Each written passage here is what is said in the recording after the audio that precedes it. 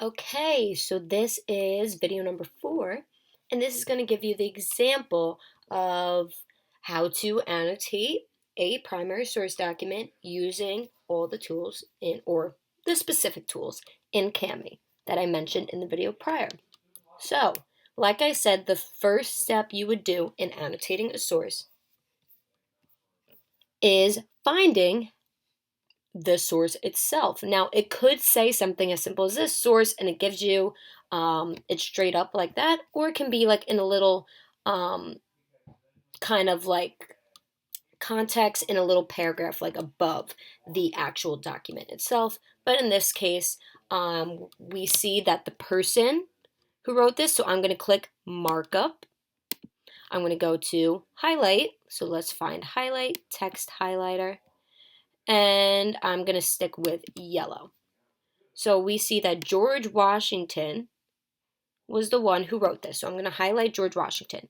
Now I'll choose a different one for the name. So it's like George Washington's farewell address, but I'm just going to highlight farewell address. And then let's go pink for the date. So that's sourcing the document. So I have who wrote it, George Washington. I have the name, George Washington's farewell address. And then the date that he gave this speech, 1796. Now the next part is the historical context. So for this one, I'm going to click text box, and I'm going to create a box right here. So I'm going to stretch this out first, make it bigger because I know this is going to be a larger text box that I'm writing here.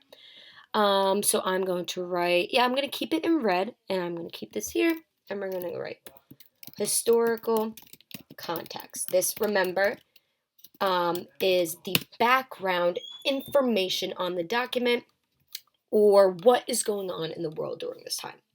So I found out that George Washington was the one who wrote this document, and he wrote it in 1796, and the name of the document is farewell address, his farewell address. So what is he saying farewell to? What is he saying goodbye to? He's saying goodbye to the presidency. So Washington was a president in office for 2 terms. So that's 8 years, 4 terms for each term, 4 years for each term. So he was in office for 8 years, and he had enough. So then for historical context, it doesn't have to be like a paragraph. It can just be listing it in bullet points. And if you look up here, it tells you the things that you can add to it. So I have right here, bullet points I'm going to add. So there, right there, I'm going to say Washington was our first president of the U.S., obviously stands for United States. He served 2 terms in office, 8 years. So I'm just listing basically anything I know about what has happened in history during this time, what's going on during the world. That will help me in understanding this document. And now he's leaving office. He is leaving office. So now he's basically, if somebody's leaving office, if they're leaving president, they're getting ready for another president to come in. So getting ready for another president to come in. Let's see what other things. So we just got our independence from Britain. Just got independence. See, I'm just listing anything that I know about the document. Independence, I apparently can't spell independence from Britain. So we're a baby country. Let's see, the Constitution was just written. This is the law of the land. Was just written. Law of the land. All right, so I feel that that is a good enough historical context to help me in understanding what this speech can be about. So we have Washington was our first president of the United States. He was our very first president. He served 2 terms in office, 8 years total. He is leaving office, right? That's why he's saying farewell. He's getting ready for another president to come in. The whole country is getting ready for another president to come in, which can be quite scary if you think about it. We just got independence from Britain, so we're a baby country, definitely compared to other countries in Europe who have been around for hundreds of years. We've only been around for, let's see, at this point, like 20 years. So we're like a 20-something-year-old country here, and the Constitution was just written. We're trying it out. It's the law of the land. So I have the historical context. Now the next part is we're going to go through the annotating. So we're going to read through and we're going to see what we think is important. So first I'm going to read just the first paragraph out loud. The name of American, which belongs to you, must give you a sense of patriotism about the nation, of which you should speak more of than of local concerns. The North, in a dependent relationship with the South, finds great gains from the manufacturing and production of resources that come from the South. The South benefits from the work of the North, sees its agriculture grow and its commerce expand. The East finds improvement of communications by land and water. The West is only able to expand from the East due to these improvements the East makes, while then every part of our country thus feels an immediate and particular interest in union. Okay, so I read that first paragraph. Now, it can be hard with primary sources, because they may use words that we are not familiar with, or they may be lengthy sentences, where we're just like, why couldn't you just break that down, put a period in there? It's just the way they talked back in the day. So it's just you have to kind of put yourselves back in those shoes and do your best to analyze it, even through the difficult words and phrasing. So let's see. I'm going to click markup and we're going to go through highlighting first. So let's see. The name of American which belongs to you. So he's saying we are an American, right? I'm going to change that to yellow. Change that to yellow. Click yellow. Oh, okay. There we go. So the name of American which belongs to you must give you a sense of patriotism about the nation. So we already talked about patriotism, but I'm going to click text box here. Patriotism is basically pride in your nation, right? You're happy, in this case, to be an American. Pride in your nation. I'm going to make this so that fits there. Pride in your nation. So he's saying, the name of American must give you a sense of pride in your nation. Okay? So it's almost saying, right, you should feel happy that you're American. And then it goes into the North in a dependent relationship with the South.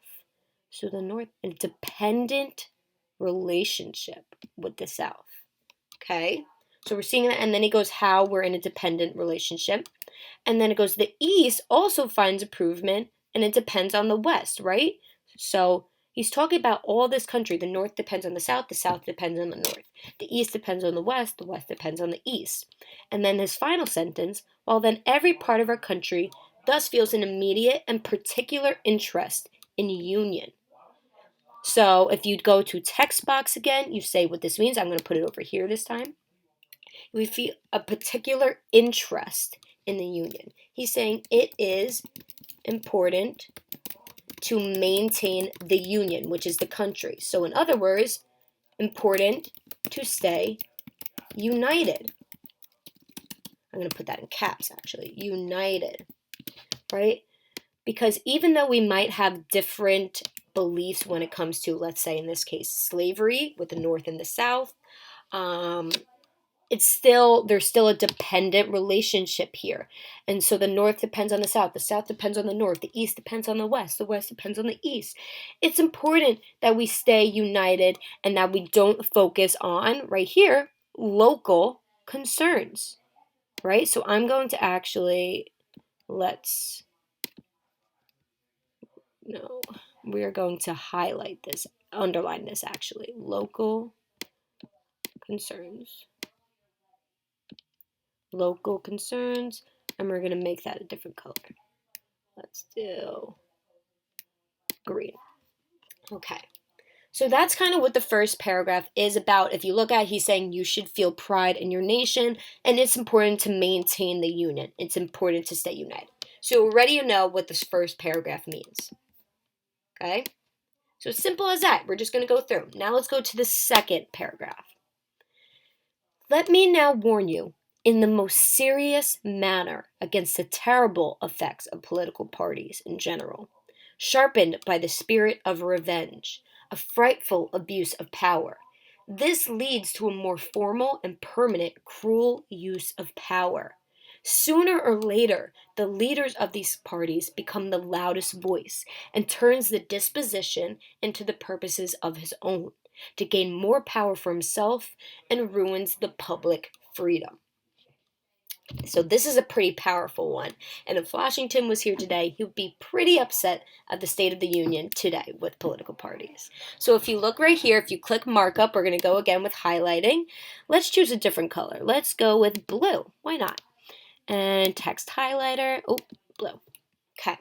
So the first sentence, like I said previously, the first sentence can help you in understanding the rest of the paragraph. Let me now warn you in the most serious manner against the terrible effects of political parties. He is serious about it. Underline, I'm going to underline, let's go red. The most serious manner. Can I do that? No, I cannot. Okay, doesn't matter. You know it's already highlighted. Let me now warn you in the most serious manner against the terrible effects of political parties. So that alone can give me the context of this paragraph. Washington is, I'm going to go in caps again, against political parties. So he would not be happy with how the country is run today. But he is definitely against political parties. Why is he against political parties? He goes into here. Let's go back to highlight. Sooner or later, the leaders of these parties become the loudest voice. We're going to highlight that. And so they do purposes of his own to gain more power for himself and ruins the public freedom. So basically, he's saying that these leaders of the parties will become selfish and they will only care about their own interests. Political parties are bad because the leaders of the parties will only care for their own interests. So I'm just putting it into my own terms, right? Will only care for their own interests and not the people's. There we go. Not the people's. I'm going to move that up. Maybe make it a little bit smaller. It goes over the line. That's okay. So now we already know what the second paragraph means. So the first one, right, he's saying it's important to stay united. The second one, he's against political parties, so he doesn't think the country should have political parties. And now let's go into the third paragraph. Foreign alliances might be easy to forge and seem appealing, but such attachments or alliances are particularly alarming to the truly enlightened and independent patriot. Such attachment of a small or weak nation to a great and powerful nation dooms the smaller, weaker nation to become a dependent of the great and powerful nation. The great rule of conduct for us in regard to foreign nations is in extending our economic relations to have with them as little political connection as possible beyond that. Europe has set of primary interests which to us have none, or a very remote relation. She is engaged in frequent controversies, the causes of which are essentially not our concerns. Hence, therefore, it must be unwise in us to bind ourselves by alliances. Okay, so we're going to go back to markup and we're going to highlight again. So let's choose a different color. Let's go with pink, my favorite color. So again, first sentence right here, he goes, foreign alliances might be easy, so they might seem appealing, but let's highlight here, but such attachments or alliances are particularly alarming. Yep. So again, It seems Washington is against alliances. Would he be happy with how the U.S. is today? I don't think so. So Washington is against, let's capitalize against alliances. Okay, so then why is he against alliances? Let's figure that out. So he goes into such attachment of a small, weak nation to a great and powerful nation. Like we said in our context, we are a baby country. So if we align ourselves with a great and powerful nation, they will become dependent.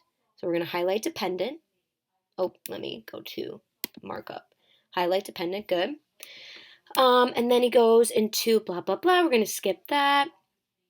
So then he gives an example. He says Europe has a set of primary interests in which to us have none. So we're going to say Europe. Highlight Europe.